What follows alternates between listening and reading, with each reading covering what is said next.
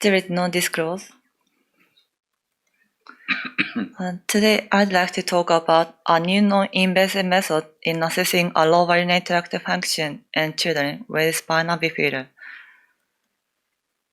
Let me begin by talking about spina bifida.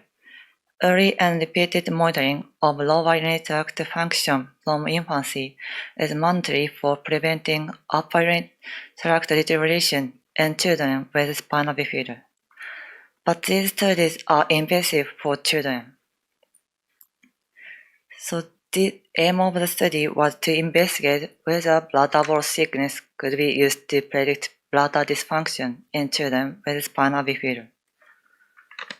So I'll introduce data about patient characteristics. Around 70% of patients were studied CIC, and exclusion criteria will provide urological operations such as bladder augmentation surgery and angiorex surgery.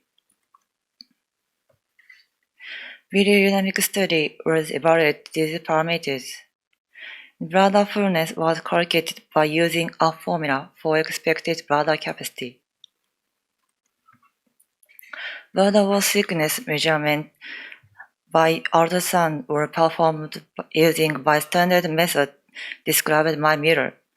Measurements were performed in the ventral wall and the dorsal wall at start and 20%, 40%, 60%, 80%, and finish of expected bladder capacity volume.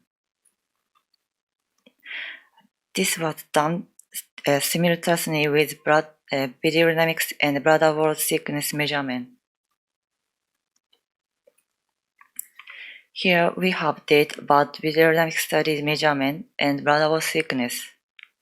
At 20% of expected bladder capacity, dorsal bladder wall thickness is significantly higher compared to ventral bladder wall thickness.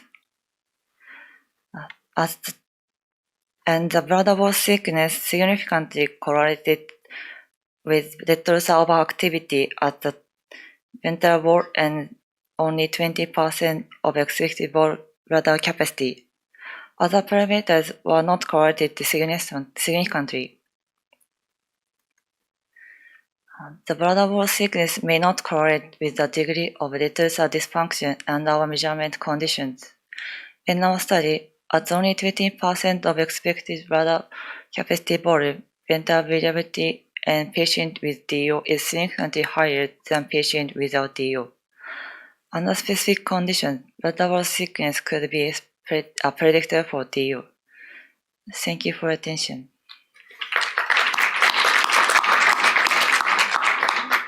Questions from the floor?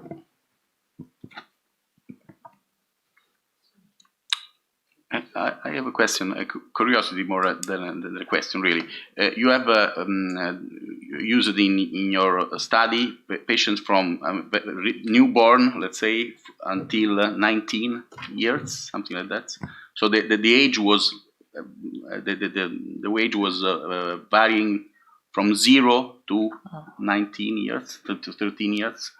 Yes. Do you think that, I mean, using smaller differences of ages could improve, let's say, the evaluation? Yes, but have you stratified the patients for the age?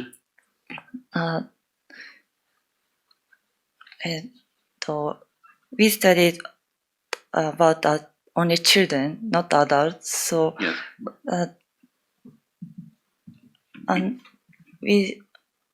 our patient under 0 to 19 is different for their bladder capacity. This is a limitation of our study. Yeah, because the mean age was 13 years, varying from 1 month and 19. That's why I was asking if there may be a problem also related to the age of the patients.